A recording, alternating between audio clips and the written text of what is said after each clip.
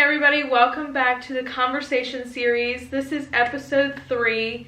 I am very excited because you have seen this person a lot. KAITLYN Pettey is here with us today. KAITLYN is my best friend. She's 16 years.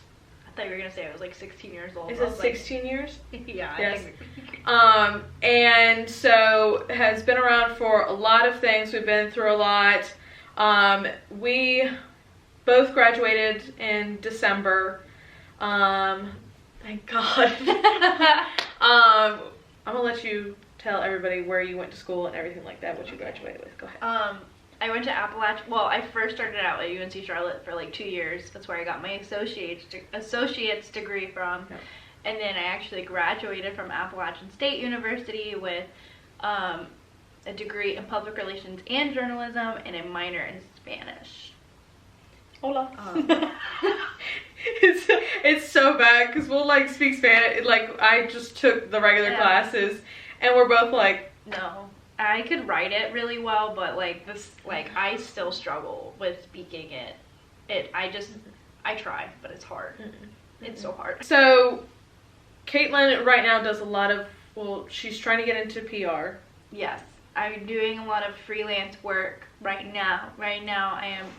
Where you can't do anything. Yes. Right now I cannot do anything. I would like to, but I also think with everything going on, it was a good reason. Like, so I was a bar manager at a really young age of 23, almost 23, which is like great, but also not great. And for the bar, I also do all of their PR stuff.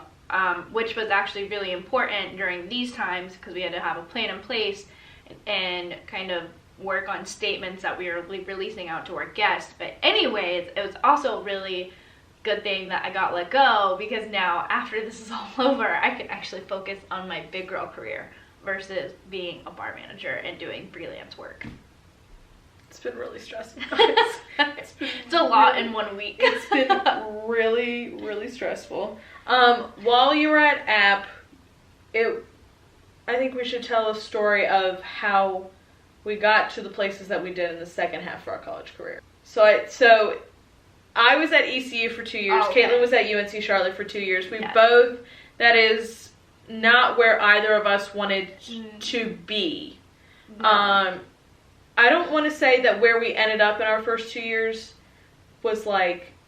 It wasn't bad. It wasn't bad. But ideally, I think we both realized that it wasn't the environments that we wanted to be in. Right. And I think, college is not easy by any means, but I also realized when I got to Appalachian State that maybe the curriculum I had at Charlotte wasn't as intense as I was expecting college to be. Right.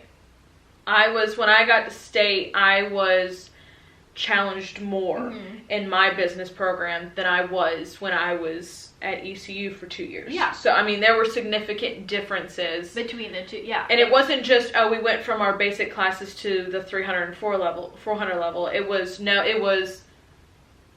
the things that we were being taught, it was just it was a heavier material. Well, and so at Charlotte, so I knew, I wanted to be a communications major, and so at Charlotte, you don't have dedicated majors for like public relations and journalism. They don't even have a journalism major. You have to do the minor, and it's only online, and it's like 3 classes. But like at Appalachian State, like yes, you have the communications department, but you actually have the individual majors within them, which is really great, obviously. Yeah. And it was, so then after we both kind of, it was a very, very stressful time for both of us. It was like one weekend, it was like hell. Transferring is, well, I was actually, so we both wanted to go to NC State, and I came home. Like we had a plan. Yeah, I came home one weekend, and my mother was out of town, and my mother and all of her sisters are like NC State alum, and my grandfather was a professor there, so everyone was kind of like banking on like, Kaylin's gonna get in. I still don't understand to this day. We were sitting in Danielle's house and like... Literally here. We were here. And it was like, it uploaded. Because NC State, it's like a set day that you find out. Appalachian, I found out I was accepted in, I think, in February. Because we found out in April. It was like early. It was around this time. Yeah. And so Appalachian, I found out kind of like 2 weeks after I applied. They were like, yeah, like, you're in. And I was like, great. Sweet. Fantastic. So, like, I knew I was getting out of Charlotte either way. Right. But, like, ultimately, my goal was NC State, and then we got them, and I didn't get in, obviously. And it was just kind of like... That was one bad. That was, like, the first thing that was bad. And then the second thing, KAITLYN's was posted, like, everybody's was supposed to be posted at the same time. Mine was not. Yeah. Hers wasn't even updated. Q all weekend. I go all weekend with... Knowing that, hey, I didn't get in, like... I'm stressing out. I finally email NC State's, like, who their admissions people. And I'm like, I did not get my decision. I didn't even get that I was denied or whatever. Yeah. And the response to me was, oh, we forgot to press the button on your thing. And I was like, geez, I'm sorry, what? You didn't press the button on my thing? And so then as soon as I got that, I got that I was accepted. Mm-hmm. But then once we kind of like, her and I finally were like, okay, we were like, it was fine. It ended up, like, it was the best decision for me, and I mean, I would have been happy at NC State, but like Appalachian totally fit my personality, and I was like, well, up in the mountain, right? Yeah, I chose it as my backup option for a reason. Yeah, yeah, which was great. So while you were at App State, you were involved. Yes. For your 2 years that you were there. 2.5. 2.5 years. We have to remind everybody that we were there for 2.5 years because we were transfer kids. Everybody's like 2.5. I'm like, I transferred. Yeah, you lose credits. Even though they're all in the same system, it's really not. So you are part of Zeta Tau Alpha. Yes, I was. For 2.5 years. Would you like to tell everybody what you did while you were in what Zeta is and what you did there? Well, they're a national Panhellenic sorority. And I went in the recruitment process, like, obviously older, but I was behind in my credits, so I technically was a sophomore, so I was like, hey, I can still do it. And Appalachian was, like, way laid back than almost all of the schools, I think, in North Carolina about Greek life. Good grief. So then I joined, and I was like, okay, I know I'm older, so I'm probably not going to get a lot of opportunities. But I was literally, like, at the end of my first semester, I was offered a recruitment assistant position, which was awesome. That was, like, one of the top things that I did. And it was stressful, but it was a lot of experience, and I helped put together all of recruitment for the following year. Which is, like, that's stressful in and of itself. What was your official title? I was assistant to the third vice president of recruitment. So, like, Zeta you have your president, and then you have 3 vice presidents of new members. First one is activity. I don't know. I didn't really pay attention to the first one because whatever. And then the second one is new membership, which is like your new member mom and bid day planner. And then you have the recruitment director who plans spring recruitment if you have it in your chapter, and then the big fall recruitment of the following year. Right. So one thing that is different about like App State's sorority that is different from everybody else is that there is no like sorority house. Nope, we're not allowed to have sorority houses because it's Boone law that a gathering of or a household of 5 or more women is considered a brothel. It's hasn't been updated. Welcome to the South. Their city council is also a bunch of old people. So because that's the other half of Boone is you have the college kids and then it's old people, which is a really fun mix. So yeah, you don't like run from house to house. Instead, you rent out rooms in the student union. Okay. And you have like a meeting place with your group, and then you have like 3 minutes between each round to run between the entire student union, which is a lot of fun. So, and I know that at the beginning, you have sent me videos and stuff. You were the one getting a lot of the packages for stuff that you had for, like, you were the one that was getting all of that stuff. I was basically the backbone all summer. My recruitment director was from Austin, Texas, and she moved home for the summer. That's fun. So she couldn't do anything until she moved back for school. So I had a master Excel sheet of every single package. Yeah. I had to go through our internal and external storage units, which were filled to the brim with just like, we're not organized, and having to go through that it just sucked. Yeah. And then I also had to contact vendors and make sure our orders were going to be in place for when we came back to school. Because if they weren't, and they weren't at the precise time, then our whole day was messed up. It's bad. It's really bad. And then you have to make graphics and everything like that just to promote your own organization. But App State, you also can't say things like "Go Greek." They have a fun little phrase that they say every year. So like my year that I was director, like assistant, it was "Grow Greek," so you had to work that in, and that just doesn't roll off the tongue. Doesn't roll off really easily. Yeah. You also can't say things like "rush" at all. Is it just App States kind of stuff? Yeah, and you can't like advertise for your specific sorority, like, oh, Grow Greek with Zeta Tau Alpha, or like Rush Zeta. You just have to promote like going through recruitment.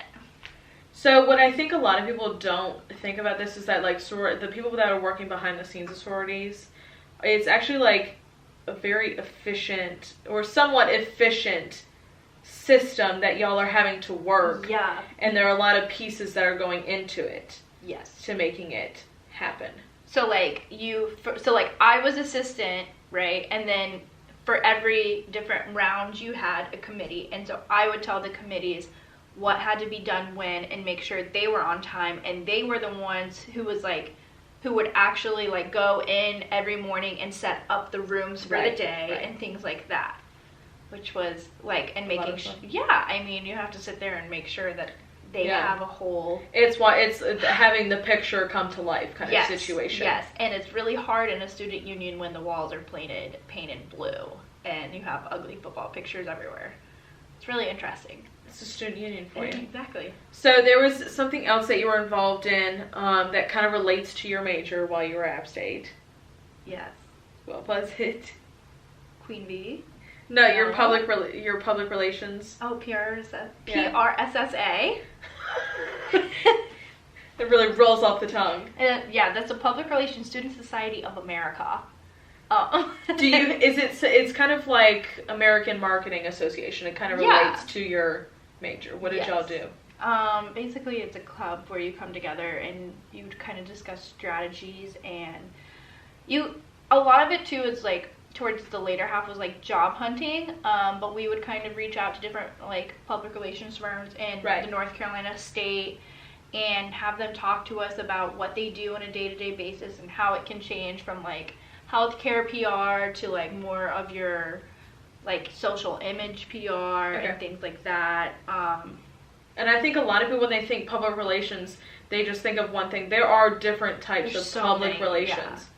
Like healthcare PR I could never do because that's intense. Oh my gosh. It's intense. Like we were talking to this one guy who was an App State alumni, and he's a really big healthcare person for Wake Med hospitals and all that. And so he was saying like anytime, like it's like one time there was a guy who drove his car through one of the hospitals and like killed killed half a wing of people. So it's like, how do you address? He was like, addressing that situation while you're not at fault, you were still responsible for the care of those people, and you're a hospital. It's hard to sit there and have to work through those steps, and it's just a different another language kind of, just like normal PR. Is there a specific PR that you want to get into? Probably like celebrity PR if I could. It'd be really cool.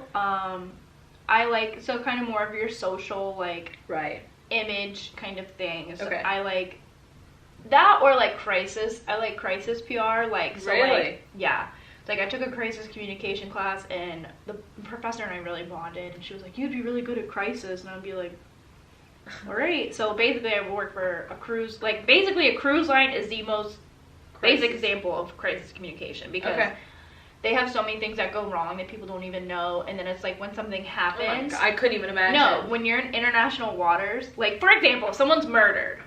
Well, and not even just to think about it, like what if something happens, like yeah, you're in international like, to the waters, ship. so there's no specific country that wants to claim the issue or address the issue. So you have to kind of work through that, and so it's really up to the crisis people, or like just to address that, or like with everything going on right now, they would need a crisis person to be like, all right, this is how we're addressing the coronavirus with our ships, blah blah blah. Like I was sitting there this whole time with spring break, I've been like, sorry, they should cancel the cruises. Simple as that. Oh, absolutely. Now, does like airlines fall into like the crisis? Like I would assume airlines are super crisis people. Weather, disease. So like the CDC and the WHO, they have somebody who's doing all their crisis stuff right now. Sure. He said weather. I'm trying to. Well, that natural disaster, whatever. Okay. Whatever. Yeah. Politics, that also falls. And celebrity kind of falls over crisis depending on what you're trying to target with celebrity, but it's like that's the easiest fall into the celebrity? Yes. Okay. Yes. So all sports teams and stuff like that. Yes. I mean, sports has its own like section kind of. It's like if you want to do general public relations for a team versus like, okay, I just want to represent one player. Right. And like any issue that comes about, it's my responsibility. Okay. But if it's a whole team, it's different. It's like different, yeah. So it's just like working on, like that's a person who like issues team statements or like works with kind of like, okay, what can we do with the team and project out to them that, hey guys, like this is how we appreciate our fans. This is kind of building more fan base, but also kind of like when everything was just going on and they put out the statement that the seasons were closing. Yes. Each team kind of put out a statement. It's working on like, it's not necessarily like the advertising part, like trying to get you to like them. It's kind of more like we need to have a written statement and make sure that it not only flows and translates well to the fans, but also we're not offending anybody, like the victims of the coronavirus and stuff like that. And like trying to, it's kind of like you have a puzzle and you have to put the piece together to make sure the image is not just pretty, but like, okay, it's not offensive, it like flows well, it's cohesive, and we're not going to get any backlash from this. Okay. Because if there is, it's like a spider web. It's a very sticky like the language web. Is like, you just have to be careful, and like especially with like these apologies, it's very obvious when some celebrities write them themselves versus when they have an actual team behind them. The agency that they are with. A good PR representative should never let their client write their own apology. God, I hope not. I hope not. I mean, if you look at James Charles, like, disaster. I think Vanessa Hudgens, she just offended a bunch of people because she was saying that she didn't understand. Oh, yeah. And she wasn't taking everything seriously with the coronavirus. And then she was just like, I'm really sorry, guys. Like, I didn't understand at the time. And it's like, what you should have done is talk to somebody, gotten educated, and then spread awareness versus just apologizing on your mistake, because it still makes you look bad.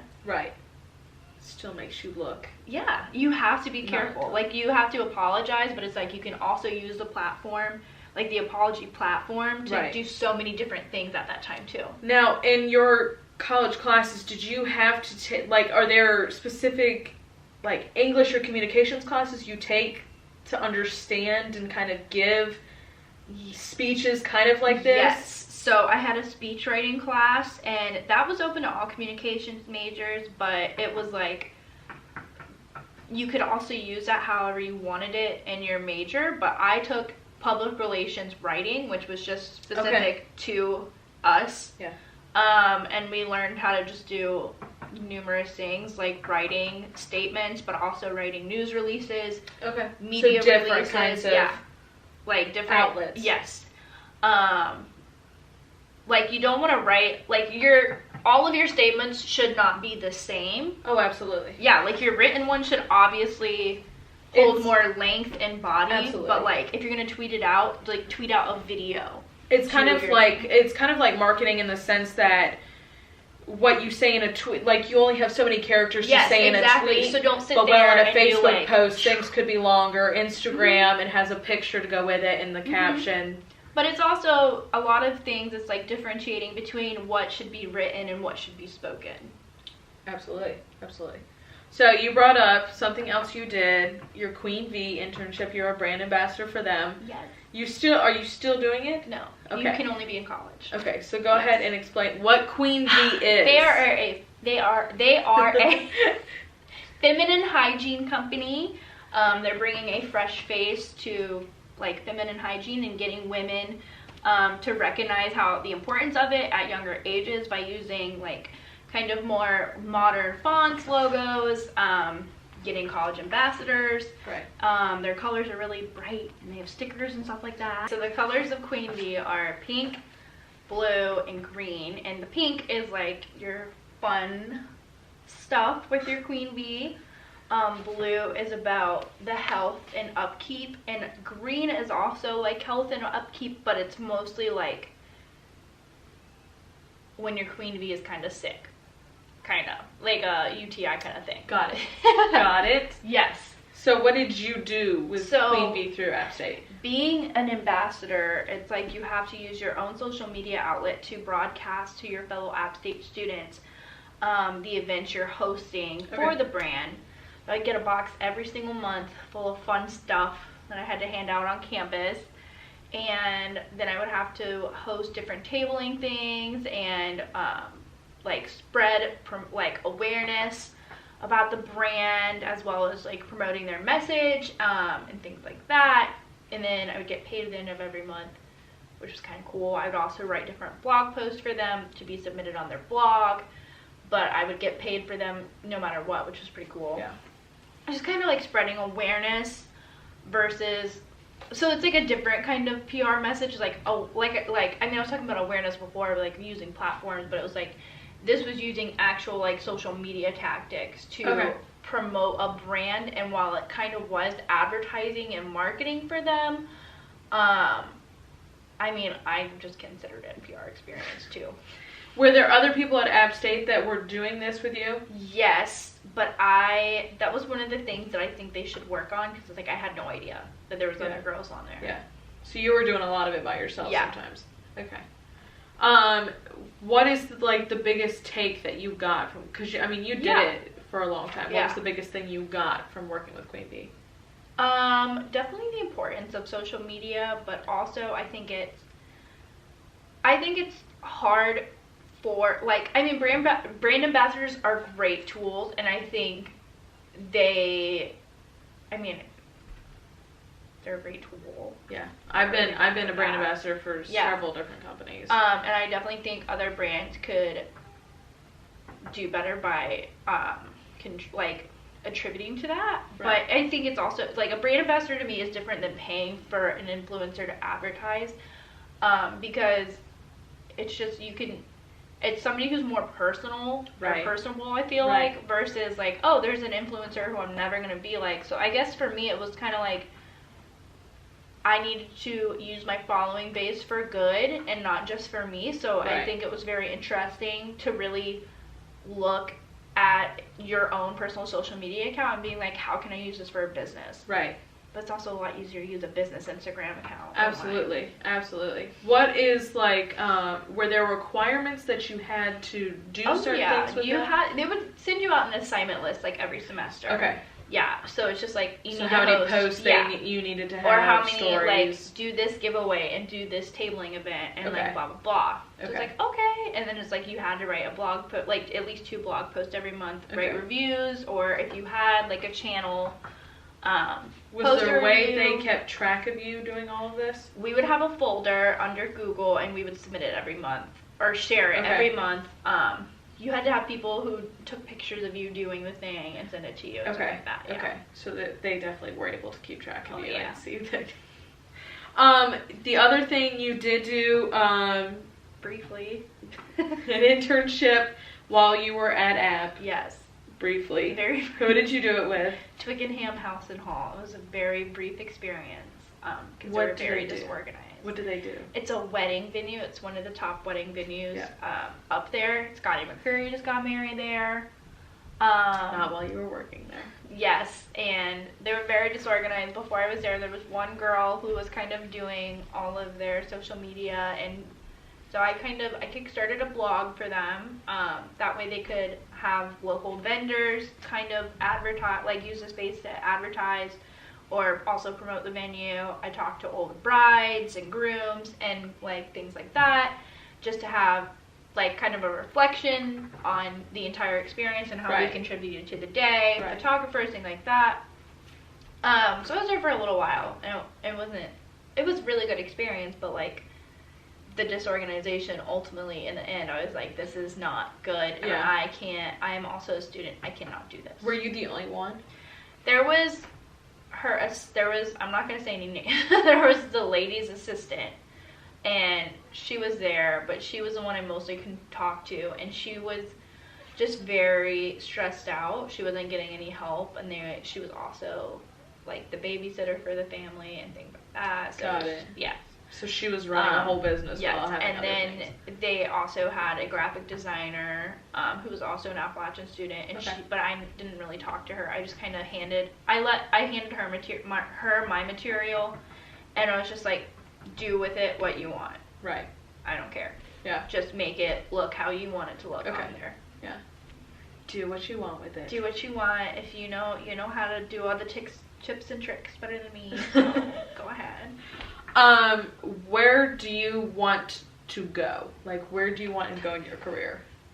Like, place-wise or like anything? Both. I know where you want to go. Yeah.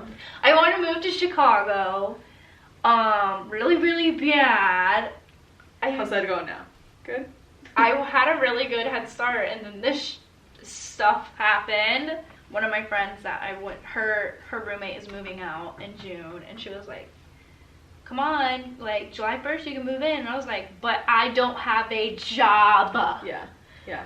So she wants me to be a substitute teacher for her private school. I am in no way, shape, or form going to do that. I think where I would like to start in Chicago, there's a couple of actual public relations firms I would love to work for. Right. And I would like to do more like local ones to that area versus like some that just have headquarters in big cities. Right.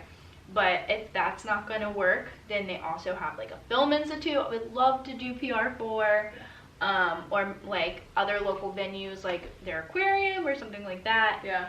And if ultimately that fails, then I would love to do public relations for like, if I could do any way, shape, or form for like the Cubs, that would rock. But like that's not gonna work. That'd be cool. It'd be really cool. But like if that all fails, then I'll reach out to local businesses and see what kind of help they need, because they all need help and stuff like that. So, do you consider doing whenever you get to Chicago, whether none of that works out, doing freelance, just hopping around? Yes, it's just, I think it's easier for me to do it here because I have connections who are like, hey, I know this person and I know that person. But it's like in Chicago, I have like a really, like at the moment, I just have a really small circle. Right. So it's like I could reach out to them and tell them to tell the other people that they know, but it's like ultimately they're just going to know a bunch of other 20-somethings. Right. Versus at these people who are actually struggling. Older. Yeah. Like these actual business heads that are like, wow, yeah, actually I need a website designer. That sounds great. Right. So, it is what it is. I will get there. It is what it is. It is what it is, and I will get there eventually. I really wanted to be there sooner, but this whole thing. We're not going anywhere right now. No, so I'm like trying to tell my friend Colleen, like, don't look for another roommate. Like, don't. I'm coming. I'm gonna come. Yeah. Just hold off. Yeah. It might not be in July. Yeah. We shall see. I don't know. I mean, I've gotten everyone on board so far, so like, let's just keep the ball rolling. Just keep on rolling. But there's no money right now, so can't make rent in Chicago without money. Yeah, that's the problem. It's great. It's great. To end this, I always ask everybody your 2020 professional and personal goals. Okay, well, my personal goal is to move to freaking Chicago. Besides that. I think Professionally, my professional goal is I would like to be in a firm by the end of 2020. I would like to be a part in a machine. I don't want to work in a little cubicle, but I want to get out of the position I am now, and I want to start, like, kickstart my actual big girl, here we go life. Yeah. This is something, like, I've had conversations with a lot of people about, just because personally, like, I've done different internships where I'm very much on the move. I'm going to people, I'm creating, and the opportunity that I have coming to me, it'd very much be a desk. And it's, do you see yourself as being somebody that could do that, like corporate America, or do you feel like you have to be on the go? That's a tough question, because I like being on the go, and I like the freelance kind of just like bopping around, and ultimately I can kind of have my own workspace at home to work on and finish projects on. But I also wouldn't hate commuting somewhere and having a dedicated space and a dedicated team to work with, where it's like, all right, like, I know I'm gonna get stuff done there, versus like if I sit in my own office, it's like there's so many ways I could procrastinate right now. Now, has it ever crossed your mind when you get further down the line in your career of, hey, maybe I start my own PR, like where I have my own vision of how I want things to work? I would love that. If I could, like, maybe 15 years down the road, have my own firm, that would be ideal. Right. But that's a lot. But I would love that, and then I could work with a bunch of different, I could use that freelance stuff, but use it to channel a bunch of different businesses. Absolutely. It'd be great. Absolutely. That's what I'm working on right now. Oh God, that's what I'm working on right now. That's so hard. But personal, you just want, your only personal is to go to Chicago. You don't have anything else personal that you want to work on. I mean, I guess I can't think, because like I can't do anything right now. It's like it's very hard. Like everything's on stand. And that's the thing. It's like I'm trying to. I guess one of my personal goals is I'm starting to change up my wardrobe to how I actually want it to be. Right. And I did that successfully this winter, but it's a matter, like, I have no clothes right now, and so I would really like to actually like freshen up my summer and spring closet to reflect how I want it to. Yeah. Wanted to travel and do stuff more, but can't go anywhere. So one thing you do have, I want to say a passion for, I don't know if it's actually a passion of yours, is actually like filters and editing and things like that. I love that work. You are editing work. Yeah, you are like, you love it. I do. I can't help it. Visco is like my best friend. What is it like? Are there platforms that you like to use? I love this. Do you jump back and forth? What's another one I use? I've been toying with this app called Over lately. You have to pay for it, but I have like a free thing, and you can add different backgrounds. I also really like Photoshop because I can edit out a boring background. Right. I have made it my resolution to not use Facetune, so like, yes, I'll put a filter on a photo, but I also don't like it to be so heavy where you can't tell that it's still me. Right. So things like that. I'm trying to think. Unfold, that's like a good Instagram story app that I really like to use. Yeah.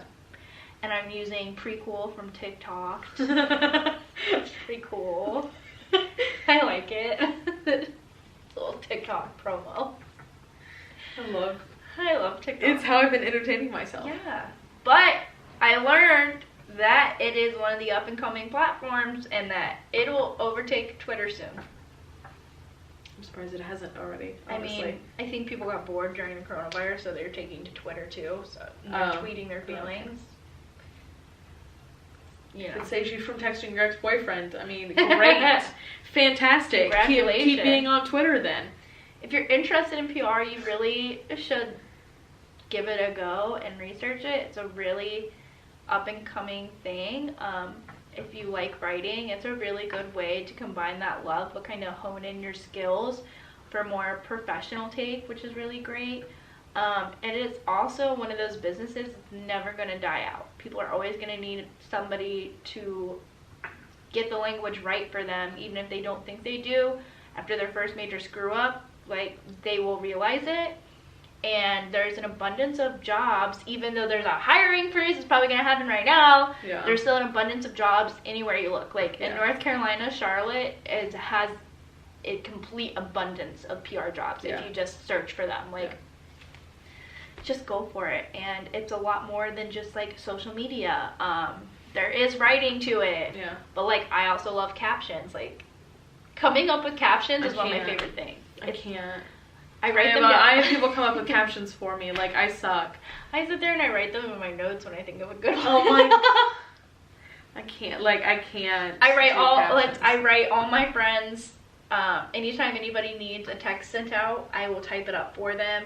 Emails, things like that. Like, if you need editing on a paper, like, you learn so much on how to just talk to people, which is another reason why not just public relations, but communications is great. At least you take one, it'll change how you talk to people. Oh, for sure. Yeah, and it'll change, like... Well, when it falls under communications majors, you hope you can talk to people. Well, yeah, you really. You if you can't, really don't look hope at them. As a communications major, you can talk to people. But also, it'll, like, in times of issues, it'll teach you that instead of confrontation, all you need is communication. More successful conversation. Make that a headline right now. Confrontation's scary. Like, it ain't fun. And some people just go straight for it, when if you just address the problem normally, it'll be way better. Absolutely. So just take a comm class. It's really fun. Speech I thought you said take a calm class, and I was like, we're gonna take a calm class. Let's take a calm. Let's take a minute, guys. Let's take a minute. Just a breather. Just a little second here and there. All right, y'all. So thank you so much for stopping by for this conversation series. We have a few more coming, but please give this video a big thumbs up and subscribe down below, and I will see you guys back here next time. Bye, y'all.